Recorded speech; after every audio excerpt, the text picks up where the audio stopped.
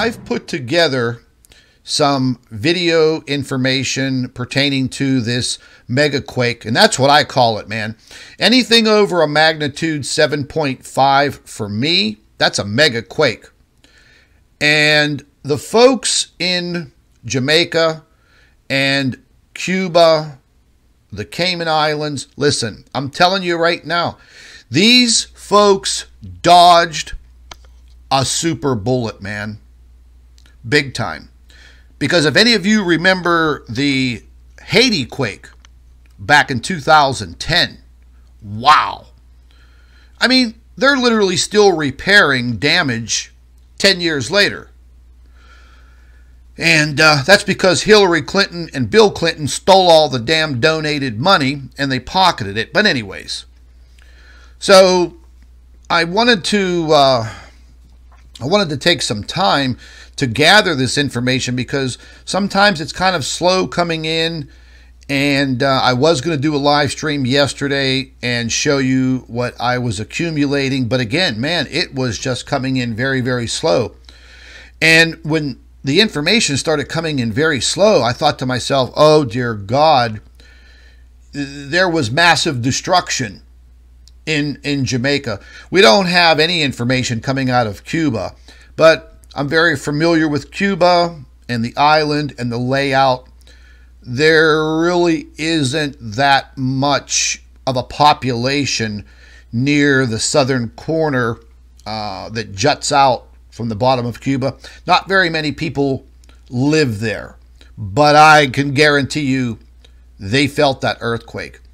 And their structures aren't very sound, so there might be some damage there that we don't know about. But I was able to gather some scientific information to go with trying to explain how and why this earthquake occurred. Some people may disagree with me, but I was just telling Mark just a few days ago. I told him, I said, listen, man, stay on point because I got a bad feeling that something big is going to occur. And here we are, again, right at the end of the month. Like the saying I'm developing, it's that time of the month, you know. So we have this period in kind of the beginning of every month and towards the end. Well, again, I didn't expect that big quake.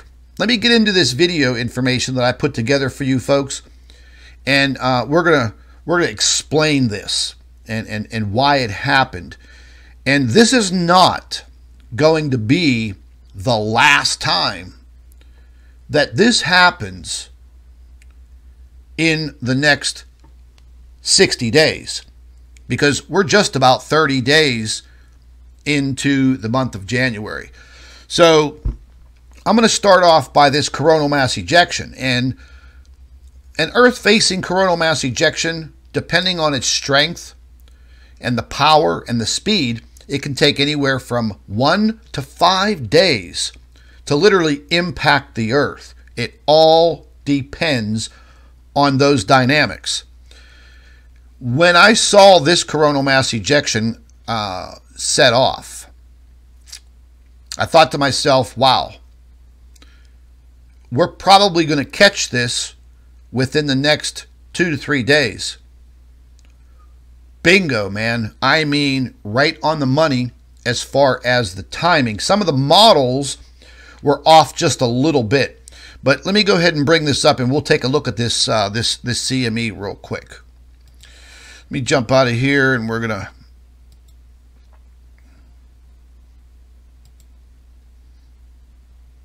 and I just prepared this this video stuff. Oh, what do I do with it? Here we go. Just let me stop this right here. This is going to show us all of the earthquakes that have occurred in this month of January that have been significant. I'm just going to pull up this live chat here real quick so I could see you folks. It's a little easier to use it on my cell phone than I can't see the screen. Alrighty then.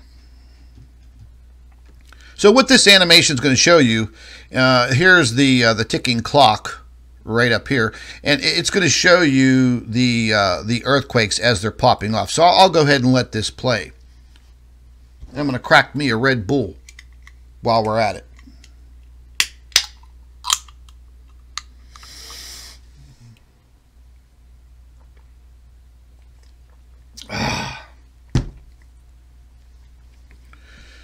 This is just over the last couple of days.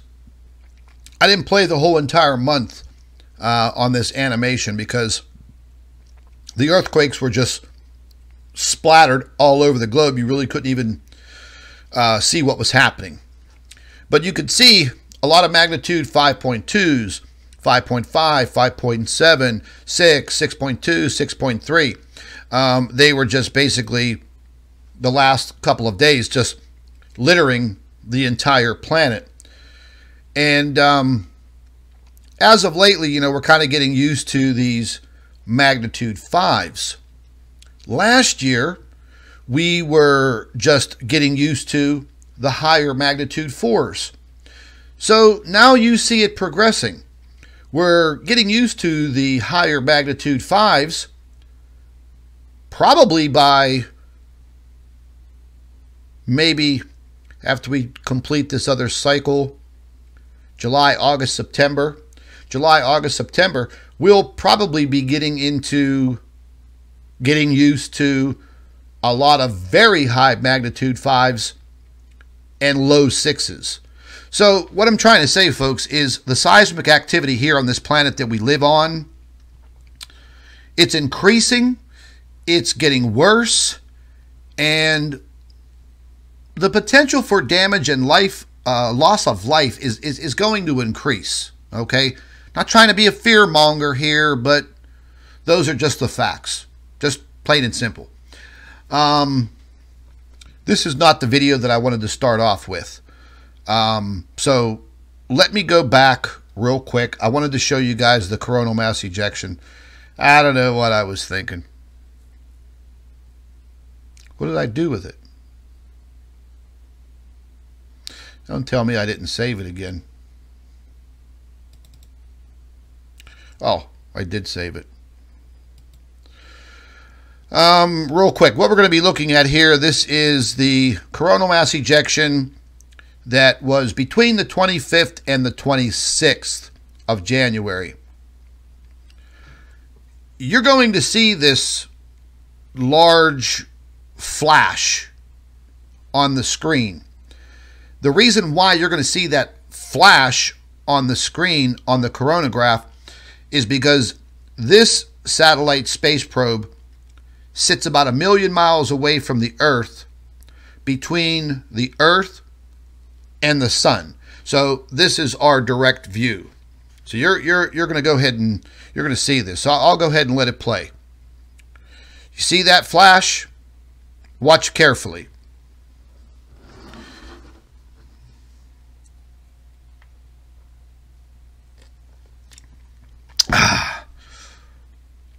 Here's a still photograph of that coronal mass ejection.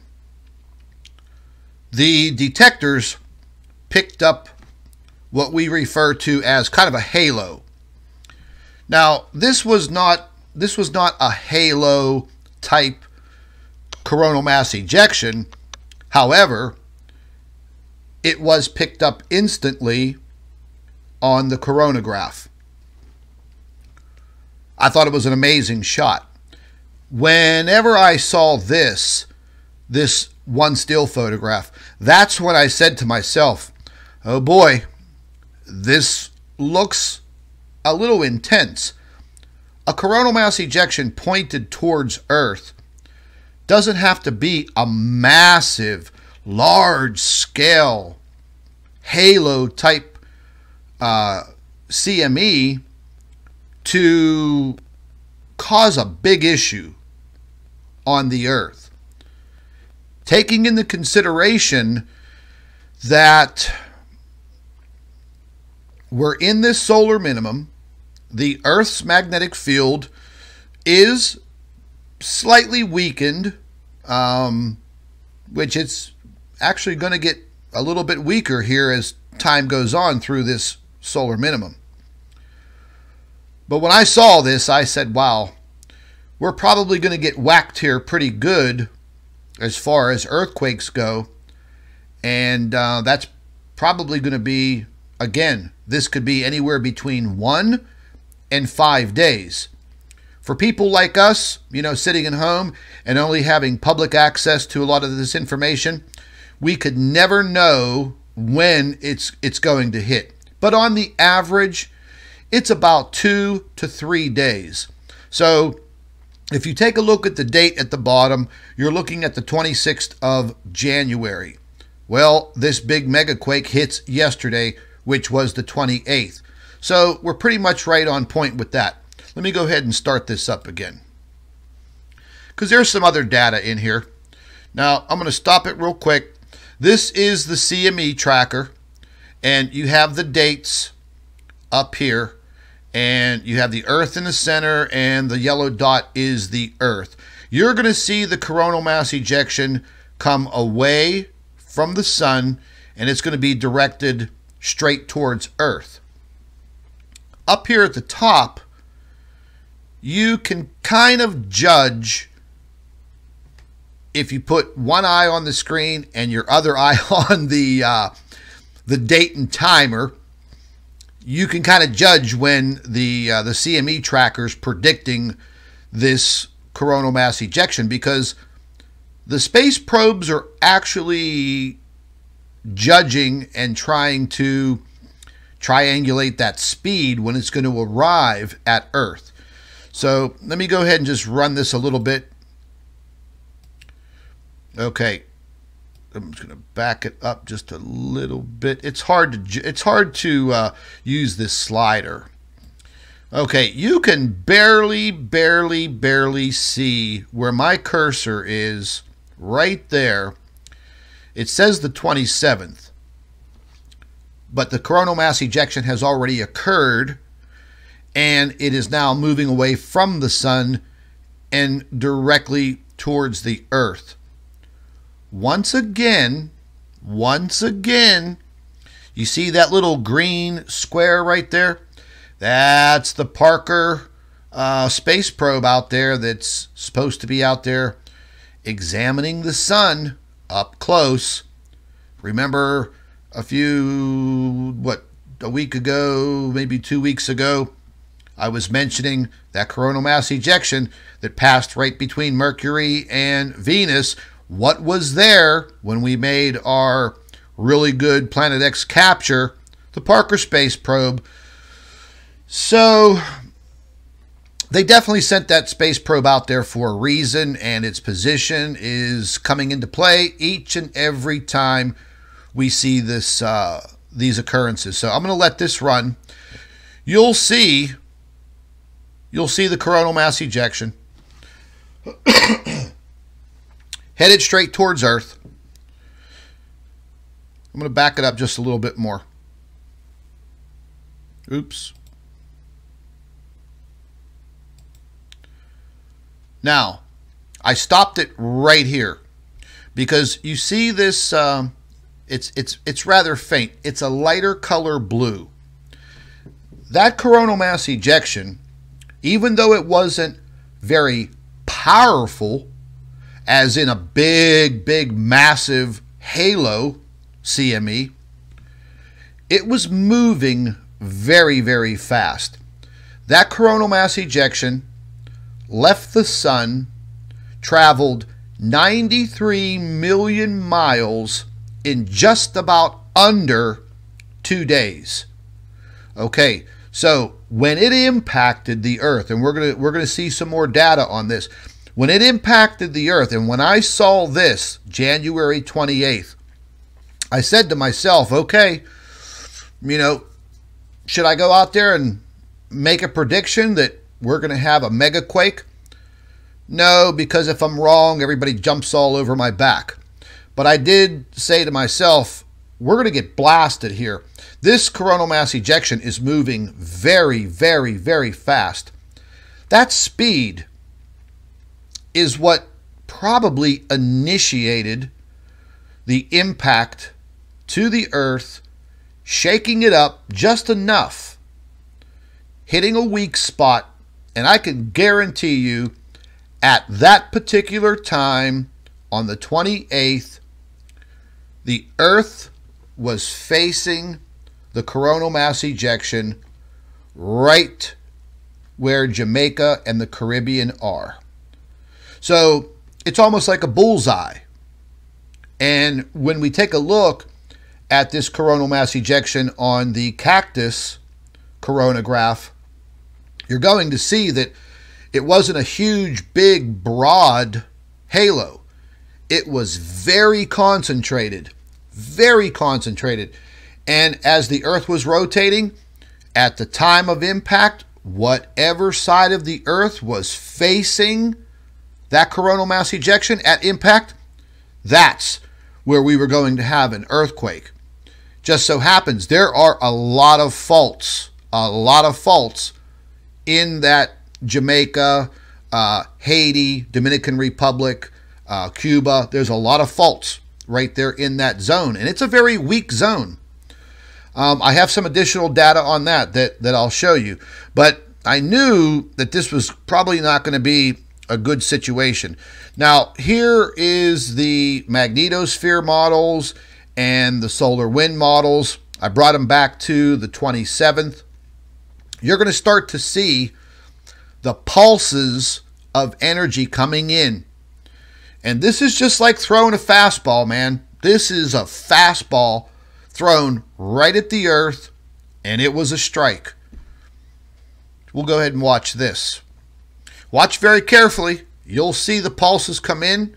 You'll see the magnetosphere flex and those impacts. And if you look at the timestamp up here, it all starts to coordinate with the earthquake. Now, at the end of this, we'll see a little bit more.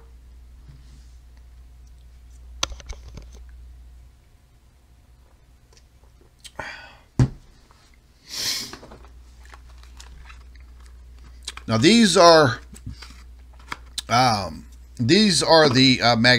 magnetosphere models from NOAA, and again, this is from the 28th, or excuse me, the 27th, and this is when the first bit of it's coming in. The brunt of it did not get to us till early on the 28th.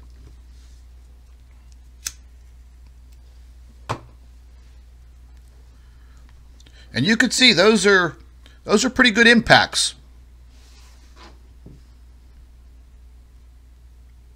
That's flexing our magnetosphere pretty damn good. Now I'm going to stop this real quick here. This is the Stereo Core 2 coronagraph. Once again, on the 27th. I was so pissed whenever I pulled this information up, because you're going to see towards the end of this, I don't know if the spacecraft shut down. It shouldn't have, because this coronal mass ejection was not pointed at the spacecraft. It was pointed at Earth. This spacecraft sits off to the left of the Earth, way out of range of the coronal mass ejection. But like always, there's like 4 or 5 hours of very critical data that's gone. See if you notice it. Watch the clock at the bottom. You barely see that coronal mass ejection.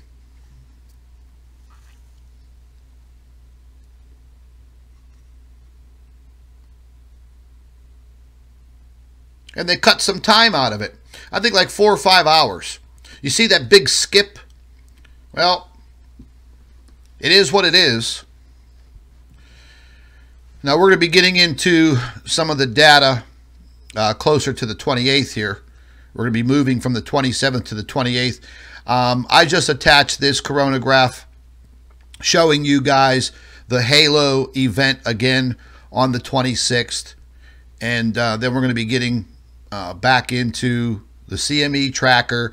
You'll see these impacts once again. It's kind of a repeat of what I just showed you guys.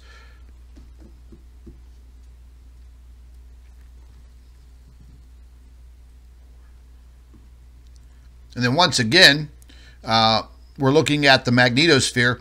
And again, you're going to see these impacts.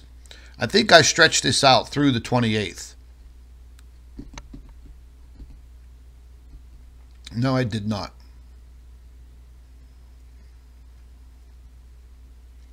I'm just going to go ahead and let this play out.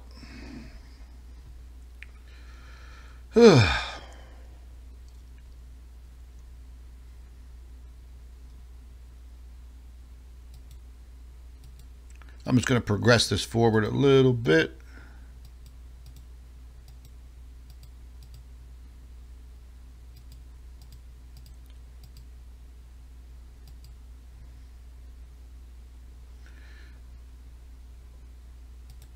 Let me change this video. Where is the one that I just made?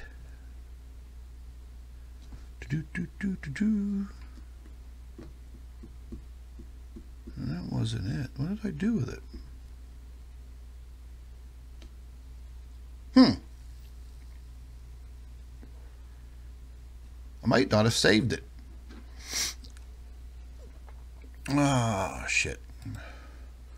Hold on one second here, folks. I'm just going to go ahead and real quick, I'm going to bring up the ISWA site. What I wanted to show you is I wanted to show you the impacts for the 28th.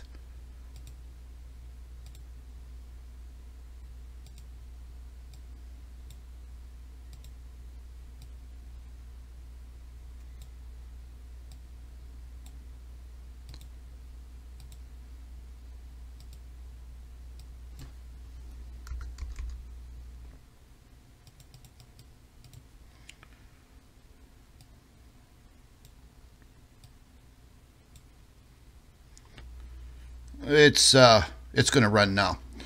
So here's the 28th. There we go. You see these pulses of dark red coming in?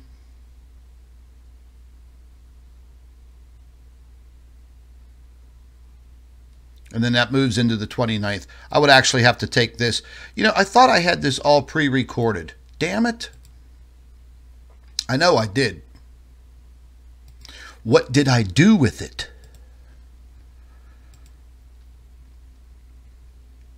What did I do with it? Don't tell me I deleted it. I probably did. I was just deleting a bunch of videos, and I probably deleted the information. Or is this it? Oh, here we go.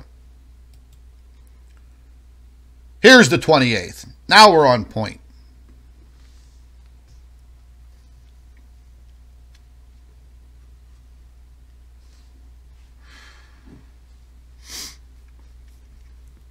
So as you could see, right at this point yesterday, we're starting to get these pulses coming in.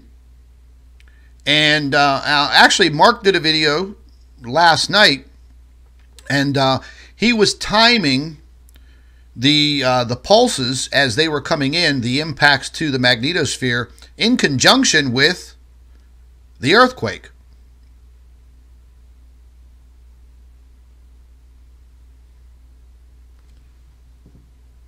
So I'm going to jump off of this one, and we'll take a quick look at the solar wind model. Same thing. Same thing, same times. You're just going to see this is on the solar wind model, and you're going to see these impacts coming in.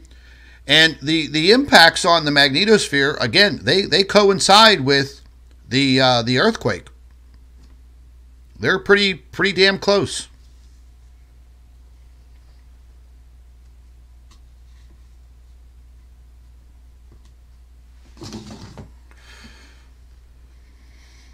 So when the Earth gets hit like that with something very direct, like that coronal mass ejection, and our magnetic field is weakening, you know, ever so slightly, but it's enough. And that situation is going to get worse, folks. We're going to be living in a very, very seismic zone here on Earth over the next decade. That much you can guarantee. And then, you know, like I said, seeing these big earthquakes, you know, like I said, we get used to the 5s. Then we're going to get used to seeing a lot of magnitude 6 earthquakes, which will do destruction. And then we're going to be getting used to, oh my, here come the 7s, man. You know, we can possibly see 3, 4 magnitude 7 earthquakes in the period of a month. And that will be truly tragic. Because magnitude 7 earthquakes, if they are on land or slightly offshore, they're going to cause some issues. Big time. I'm going to jump out of here. And now we're going to jump into the earthquake data. Now again, I just put this this video together real quick, and this is just showing the earthquakes over the last 48 hours. And you could see these 5s and the 6s popping up, and they're just everywhere, all over the earth. Turkey got hit pretty good last week, a ton of rubble in their country, you know, pretty devastating.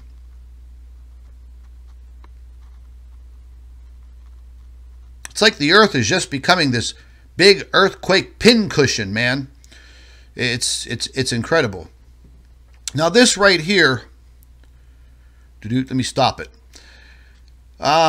This comes from IRIS, and IRIS is a seismic office, very, very high-tech information, and it's way better than the USGS. And this is what I was waiting for yesterday, and I wasn't really able to obtain it till very, very, very, very early in the morning today, like around 4 o'clock in the morning. But what you're looking at here, you're going to see the direction of that big magnitude 7.7 earthquake and where it went, meaning the energy flow. And right here in this top square, you could see the little point peninsula right here at on Cuba. You have Jamaica down here, Cayman Islands over here. You're going to see that the energy actually went towards the Cayman Islands and kind of westerly on that fault. Now, for Cuba and Jamaica, that was actually kind of a good thing. If the situation would have been different and the energy was pushed downward towards Jamaica, trust me, the destruction would have been mega. No doubt about it. But you can watch these squares, and this will show you the direction of how that earthquake and that seismic energy moved off towards the west.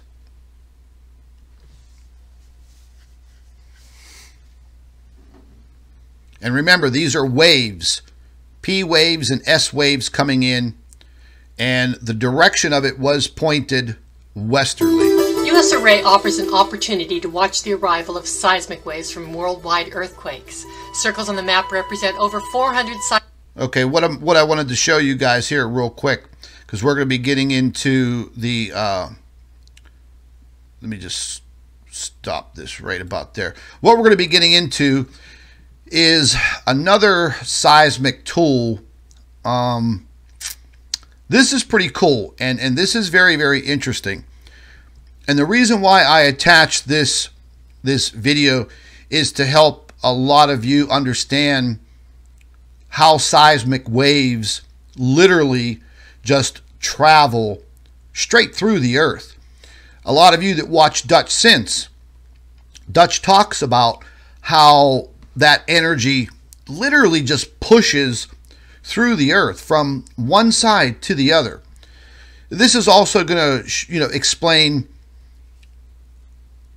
how these seismometers that are scattered everywhere around the globe, how they pick up these waves of seismic energy. Now, even though the seismic devices are picking up these waves, most of the time we as humans don't feel them. But the earth itself is ringing like a bell, especially when we have larger magnitude earthquakes above 6 and in these sevens. But listen to the narrative here real quick, and it's going to explain to you how the U.S. array works, and then I'm going to show you the U.S. array for the earthquake yesterday, and you're going to see how it just rang right through specifically the United States and this whole region. Check this out. Array offers an opportunity to watch the arrival of seismic waves from worldwide earthquakes. Circles on the map represent over 400 seismic stations.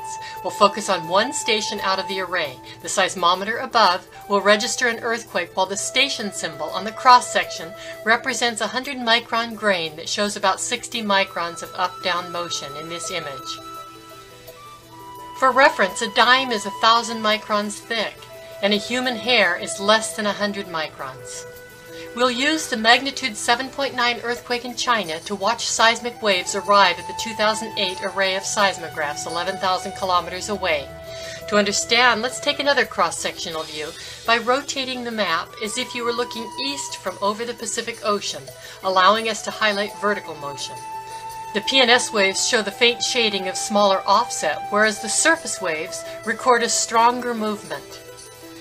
By zooming into a microscopic view, we can watch the exaggerated molecules respond to the characteristic seismic waves from a closer earthquake. The seismogram reflects arrivals to the first station, with compressive P waves bumping adjacent molecules in the direction of travel, whereas the S waves have a shearing motion perpendicular to the direction of travel. We show only the vertical motion, not the north-south or east-west components critical to understanding seismic waves. Compared to body waves, the surface waves lumber along with a down-back-up-forward motion, affecting only the uppermost crust. Surface waves die out with depth. Now we will show an array of stations with a 70-kilometer spacing in all directions to watch the pattern of the seismic wave arrivals as they migrate across the landscape to multiple stations following an earthquake. We animate only the front row, with the back rows showing colors representing movement. When viewed from map view, it seems as though the particles are rolling across the surface, but we now know that the PNS wave motion is coming from depth, sequentially striking the stations by distance from the earthquake, whereas the surface waves actually do roll across the surface at a speed greater than 5 times the speed of a jet airplane.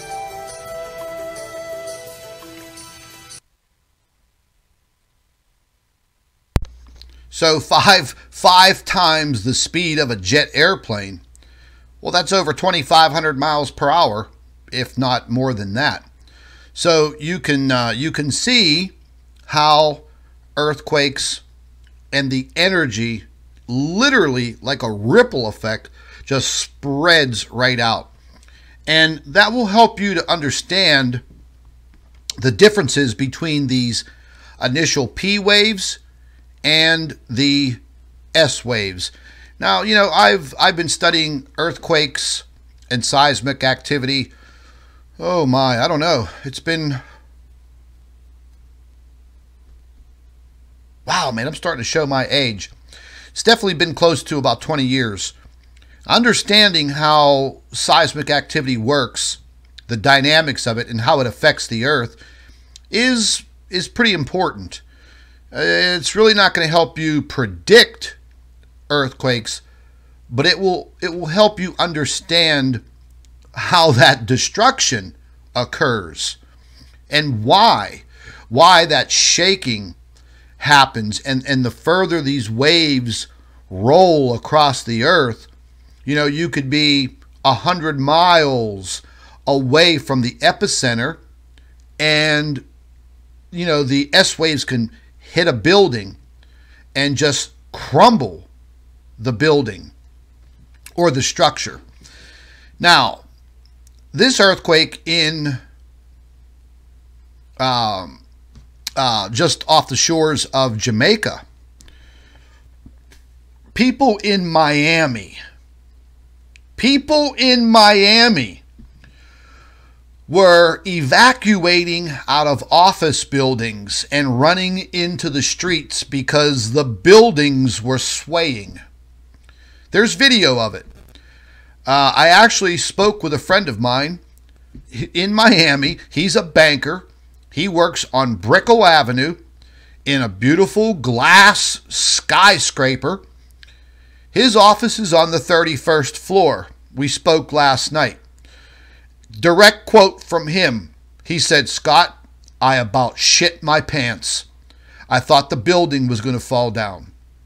Now, the buildings in Miami, in South Florida, you know, they're built for hurricanes. They're not really built for violent earthquakes. And it just goes to show you that the power and the energy of this magnitude 7.7 earthquake traveled just about 450 miles through Cuba, through the ocean, and literally impacted the streets of Miami, Florida. Absolutely amazing.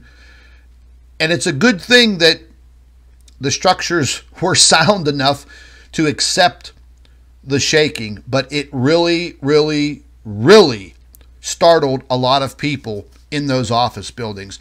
And we'll get to some of that here shortly. As you can see, folks, this is not going to be a short live stream. Now, this is the U.S. array for the earthquake yesterday. You can see the date right up here at the top, January 28th, 2020, Cuba region, magnitude 7.7. Now, you're going to see all of those little red and blue dots, just like we saw in the narrative right before this piece of video. So that's why I included that, so you guys could understand how the U.S. array works, why I use it when there are very, very large earthquakes.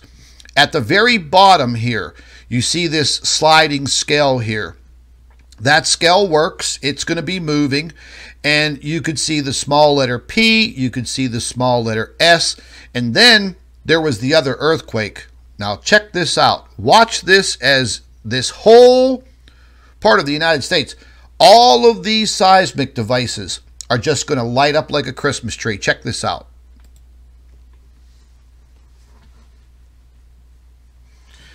If you watch very carefully at the bottom, you'll see that red line moving. That red line is the timeline.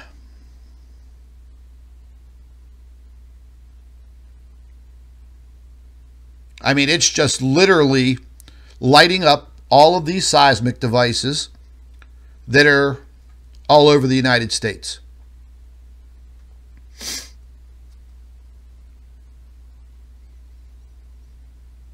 Absolutely incredible. Now they're picking it up. They're picking up the energy, the seismic energy, as it's passing through the earth. Now, as you start to see the little dots turning red and blue, that's showing you the up and down. Red is up, blue is down. So the wave of energy is literally flowing through the earth.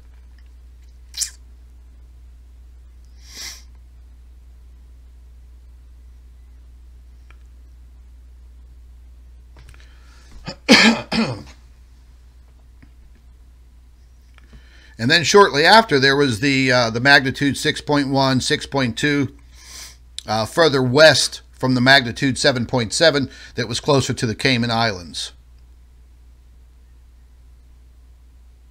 And then you could see there the East Coast, array. All of those little red and blue dots really started to lighten up, or light up right towards the end.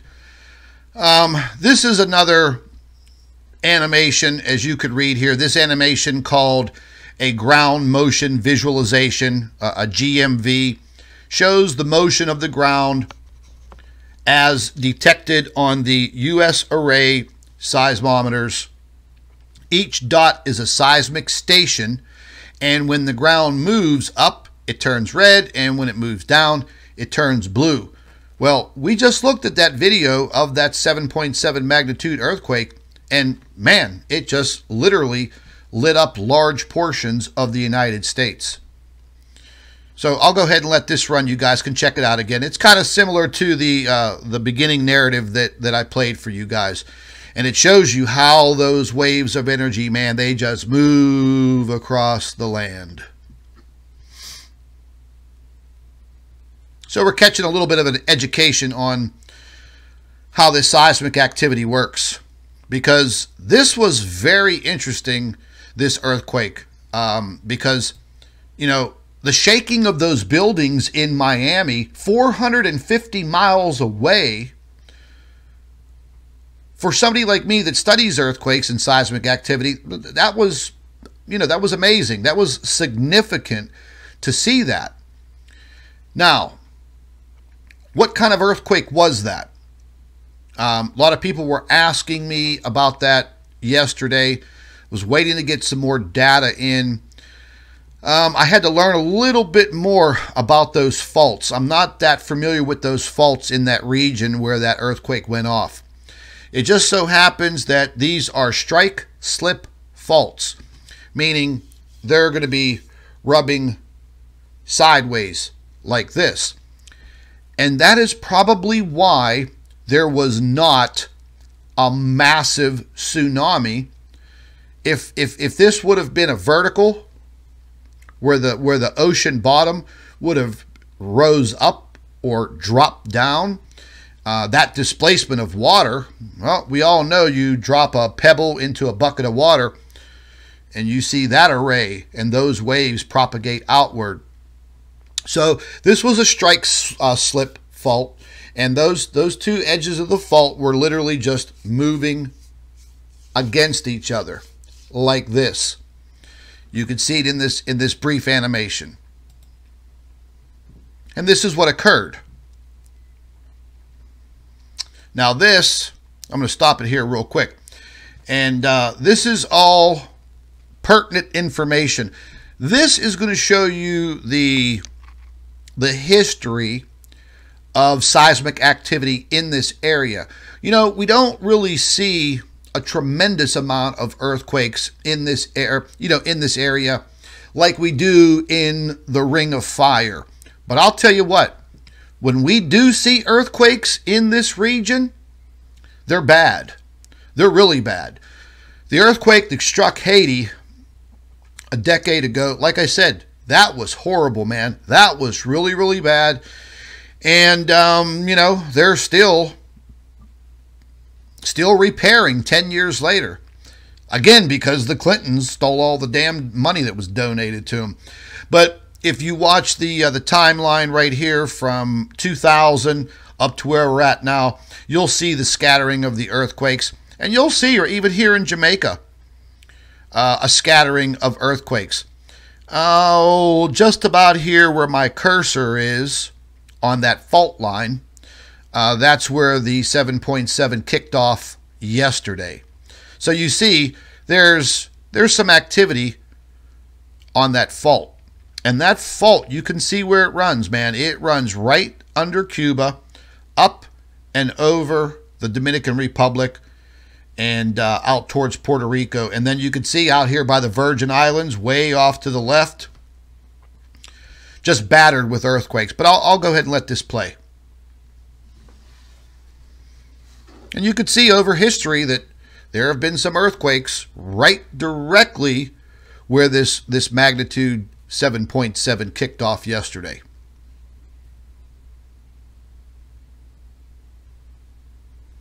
Now, this is going to show us that fault zone. It's called either the Gonave or Gonave microplate. And you could see the arrows that shows us those shifting and sliding plates. If this area was different as far as the plate movements, if we had more vertical thrusting earthquakes like this, let me tell you, they would, every time there would be an earthquake in this region, there would be a pretty damn big tsunami. It's probably only by the grace of God and the construction of these plates and these faults that they're slipping sideways. So the majority of the time, these slipping sideways faults, they don't produce mega tsunamis. Thank God, because I would probably say a lot of these islands would have been wiped out already as decades have gone by. So this was pretty cool, and this is showing you, this is up to date for the earthquake on January 28th, the 7.7. You can see right there where the yellow star is, right where that magnitude 7.7 kicked off. And you can see by the arrows where this fault is. And then there's this Muertos Trough, the dead trough. It's a pretty bad area, man. They're probably pretty lucky that they don't receive the same type of consistent seismic activity as like Indonesia, the Ring of Fire area over there in the South Pacific, because there would probably be a lot of catastrophic destruction in these areas. Cuba, Jamaica, the Cayman Islands, and so on. Haiti, Dominican Republic. But I wanted to include this also, folks, just to show you, just a little bit of a learning education on this.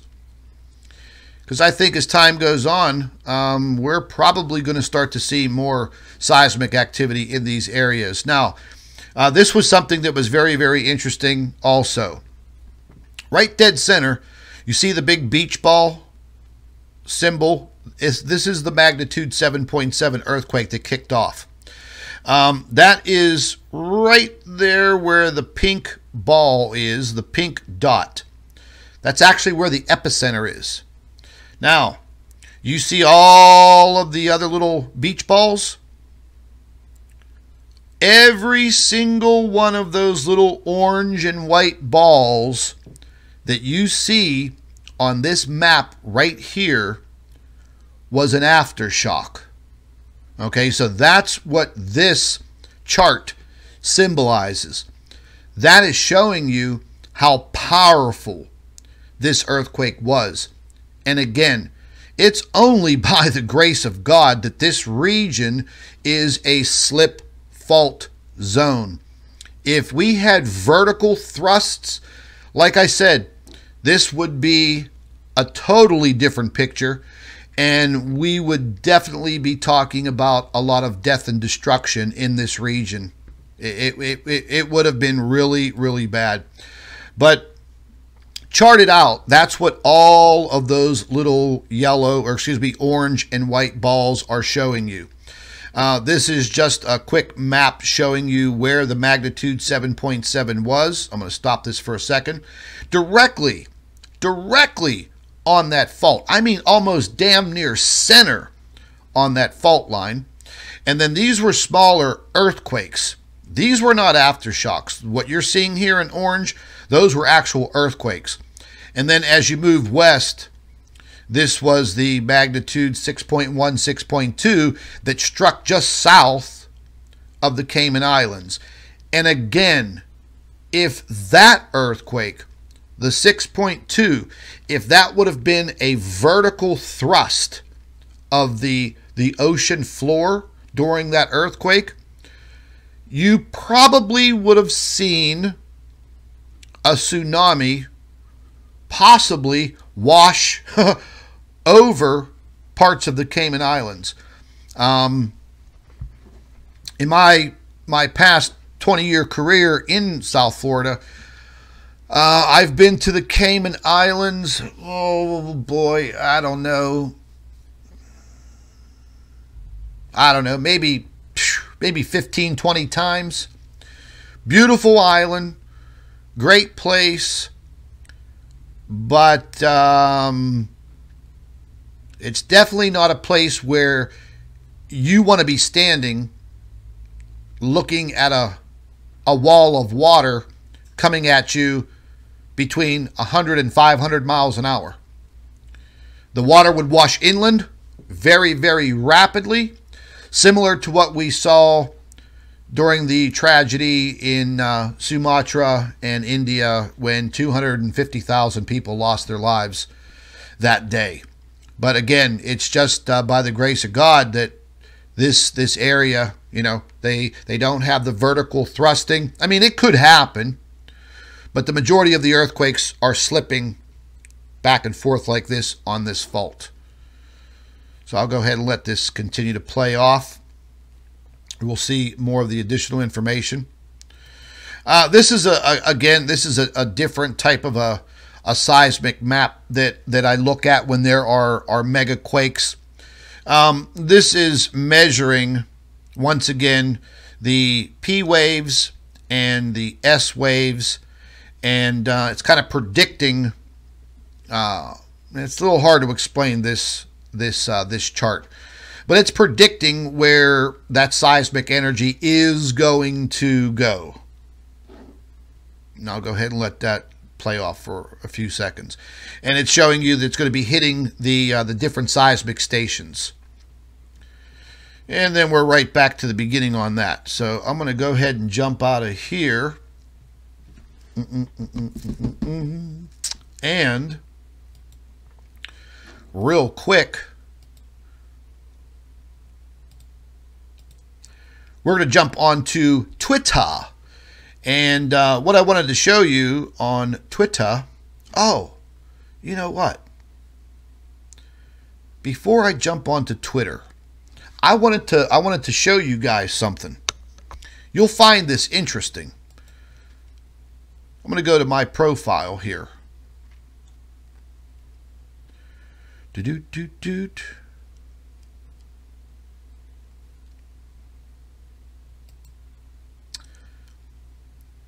See that picture? That is the USS Monongahela, U.S. Navy ship, 1867, okay? And I just happened to run across an ancient story. And in 1867, there was this U.S. Navy ship just anchored off of the coast of St. Croix in the same, pretty much the same region. And all of a sudden, the sailors felt and noticed the rumbling on the water. Shortly after they noticed that, they literally heard the rumbling from below this U.S. Navy ship. And again, this is going back to 1867. Yes, the ship had sails, but it also used steam. It was a steamship and sails. And again, they were docked or anchored not too far off the shore. All of a sudden, when they said earthquake, they know what earthquakes were back in 1867, but they never experienced a tsunami. In 1867, during a very high magnitude 7.8 earthquake that literally erupted underneath the ship. The tsunami that it created washed that large ship literally onto the shores of St. Croix and smashed the ship up against a church. Then the water was starting to recede back. And then, boom, they got pushed again onto the beach, onto the land. And as I read the complete story that was transcribed from the captain's logs, he basically said to all of the sailors, abandon ship. The water had receded.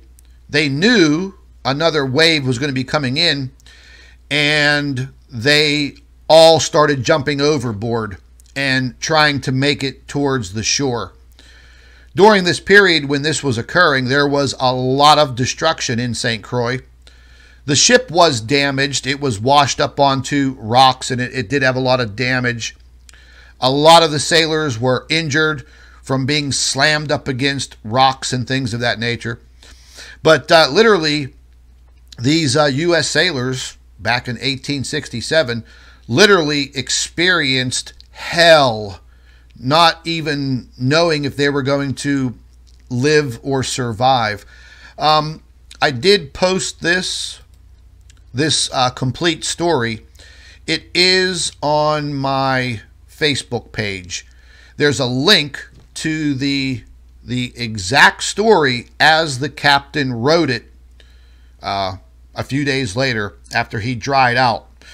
But I thought that was an amazing story to come up. No, it was a magnitude 7.5. Sorry, not 7.8. But yeah, very, very interesting. Right there in the Virgin Islands, the USS Monongahela washed on shore by a tsunami. Very, very interesting. But let's take a look at what's been going on out there in Jamaica. And we'll see if we catch a few videos and some pictures. Right here, I saw a lot of swimming pools sloshing around, people taking video from Jamaica.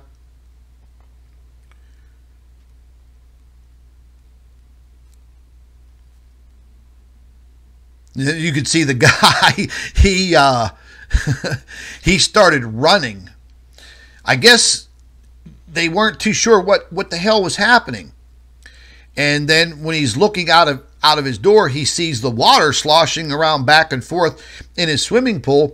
And then I guess he started to feel a really strong quake, a really strong movement under his feet. So he started running. And this is very, very interesting right here. This is a golf course. And all of a sudden, in this golf course area, I'm going to stop it right there. Let's just go back just a little bit. Take a look at that sinkhole.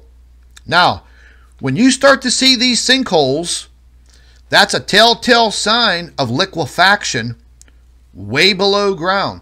That's not a good thing. A lot of the islands, the same thing with South Florida, you know, you dig down 3, 4, 5, 6 feet, and you start to get into sand and water, to be honest with you. This was pretty crazy. These sinkholes opened up. The ground that was on top disappeared, just eaten up, turned into mush, and gone. Now, this happened in Jamaica. This also happened in the Cayman Islands. They had their share of large sinkholes opening up. And you can see that is probably a good 7, 8, 9 feet in diameter. And by the looks of it, looks to be about, a good 7, 8 feet deep. Now check this out. Could you imagine if you were standing right there on that spot when this happened? you might have lost your life. Very interesting. Now, this video here, this is really interesting. I can't play the sound because the guy, this is in Jamaica. You know, he's using some foul language like I do. But this is a canal. This is right in the back of his house. He felt the, I'm going to go ahead and let it play. He felt the shaking, and he ran outside real quick and check out the canal. Look, do you see the grayish colored water? I mean, that's a telltale sign right there. When you see that in these canals like that, that's a telltale sign of some liquefaction going on underneath the water, underneath on the surface. So that's pretty bad, and those are brand new houses that are being built. You could see that when he panned back over that way, those are brand new houses that some of them are still under construction. Now, they do use concrete block with reinforced rebar and things of that nature, but you know, a strong enough earthquake, hey, it can crack those concrete block homes instantaneously. So you can see those are new homes. They're not even finished yet. But this was pretty wild, man. This was a good way to see how liquefaction can affect rivers, lakes, and canals. And he was yelling, "Oh, bumbaclot! Look at this mother effer! Earthquake!" He was screaming in the video. But that was pretty wild to see that. And you could see how strong those waves are rippling back and forth. Now, again, let's move back to the slip fault. If that was a vertical thrust, I can tell you this much. That house that he's standing in the backyard, that might have crumbled, or it might have been severely damaged, and we might have seen a lot of damage in the area. Now check this out. You see this? This is in the backyard of somebody's house in Jamaica. You see what's in the bottom of that hole? Water. The ground cracked open, and you could see it's a lot of dirt and rocks, sand. It's really not solid soil, but those are pretty deep cracks. And when you look down inside of that hole, I mean, you're maybe 3 feet down there, and it was already liquefied into water. So places like Haiti and these islands, you'll catch the liquefaction effect a lot easier. Look at that. That's water down in there. That's what, about 3-4 feet deep? Yeah, interesting. Now this is downtown Kingston, New Kingston. And as you can see here, that's Kingston, New Kingston, Jamaica. And the people are literally running out of the buildings. Now, they don't have a lot of super tall skyscrapers. I've been to Jamaica several times on business. Oh, probably, I don't know, 6-7 times. I've been all over the larger cities of Jamaica. And their buildings aren't very high, 3, 4, 5, 6 stories. But you can see these people are moving. They're moving quick, man. They know something's up. I haven't seen... Oh, this is a good one here. These are 2 water containment units. I guess it's pretty close to the backyard of this individual. And those things probably hold thousands and thousands and thousands of gallons of water. It is a good thing that they did not rupture and collapse, because that would have sent a tidal wave of water into this guy's house. But if you watch very carefully, you can see the water movement, and it's just like having a glass of water and shaking it back and forth like this, and you start to create those waves, and it was washing water up out of these water containment units. Wow. Yeah, it's pretty amazing.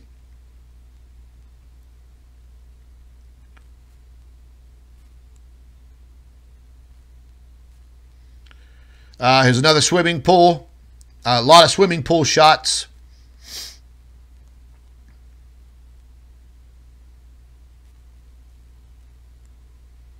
You know, it's a good thing this happened during the day. You know, even though there wasn't a lot of widespread destruction to structures and homes, it's a good thing it did happen during the day. You know, we actually get some decent video clips. Oh, there's Bob Marley. He's like, oh, bumbaclot. We got hit with an earthquake. Yeah, that guy's praying.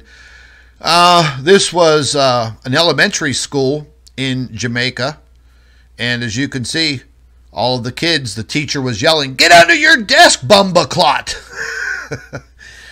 And they sure as hell did.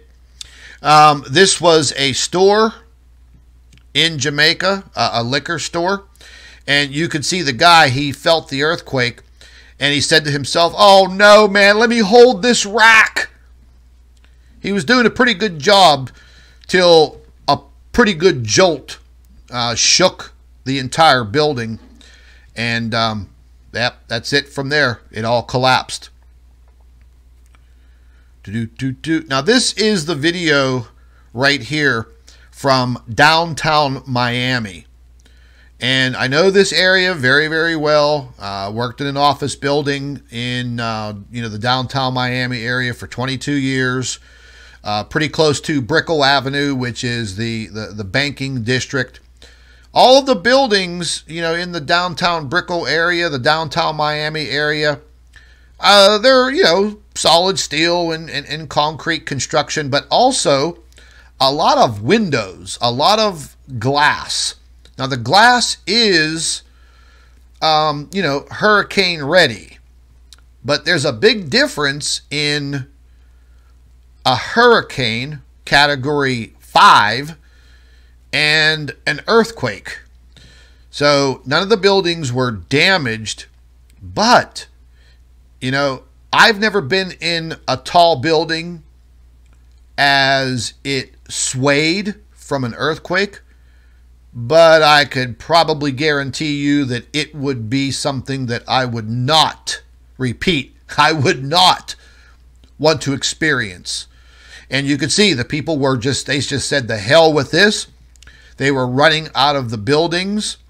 Fire, police, all dispatched, alarms going off, and people literally just running into the streets. Now, that is 450 miles away from the epicenter, through the island of Cuba, through the South Atlantic part of the Florida Straits, and right up into Miami. And they felt it. And, good friend of mine works, he's a banker, investment banker. He works down there on Brickell Avenue, and he said, man, he goes, I about shite my pants, man. And people were running out. And then a lot of the people did not want to go back into the buildings because they didn't know if the buildings were damaged. And then they were afraid of aftershocks because earthquakes are not felt in South Florida. But this earthquake, they felt it. And this was definitely something very, very new for the South Floridians. Just another jacuzzi rocking back and forth. And this is showing you some of the seismograms. Here is a report coming in from ABC. This was a building here in Jamaica that actually did have a pretty good crack in the structure. Right up there where the two units join together. It doesn't look like it's, a building ending damage. I'm sure that could be repaired. But again, That'd be kind of scary, you know.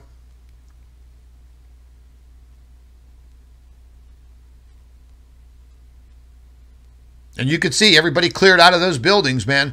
You know, even though they're only 2.5, 3 stories high, they weren't messing around. They're like, let me the hell out of here as fast as possible. We saw that swimming pool video.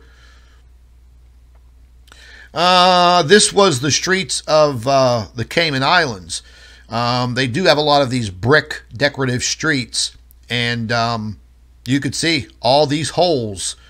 That was due to the liquefaction. The ground just literally liquefies and disappears, and you have the sinkholes open up. And again, you know, if you were walking along this area and you just happened to be right where one of these holes opened up, I mean, you probably would be severely injured. They look pretty deep. You might have had bricks falling on your head. Lord only knows what's down inside of there, how deep it was. And again, it's filled with water and sand. So what do you get? Quicksand. Would have you been injured? I'd probably say, yeah, you'd be having a bad day. And this is a video here of some jokers that were dancing, doing an earthquake dance after the rumbling stopped. This was a report from WSVN Channel 7 News in Miami, and they were talking about how everybody was running out of the buildings. I have a friend of mine who is a reporter for WSVN. I actually had a very, very good friend of mine who was a helicopter cameraman for WSVN Channel 7 for many, many years, Chris McKinney. God rest his soul. He was actually killed in a helicopter crash in Colombia doing a documentary on the drug trade. And yeah, he passed away. Oh, it's probably been 20 years now.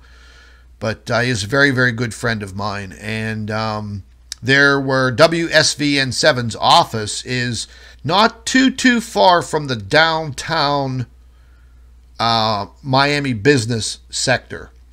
And the WSVN 7 office station sits on Biscayne Bay. So water was sloshing upwards, and their parking lot is like literally right there.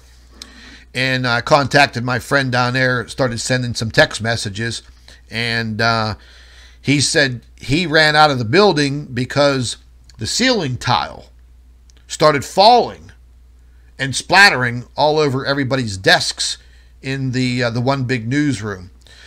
So definitely a big scare for the folks in South Florida. Big scare for the folks in Jamaica and the Cayman Islands. What really is on my mind, folks, is what about the people in Cuba? You know, not a lot of communication comes out of Cuba. You know, we know that.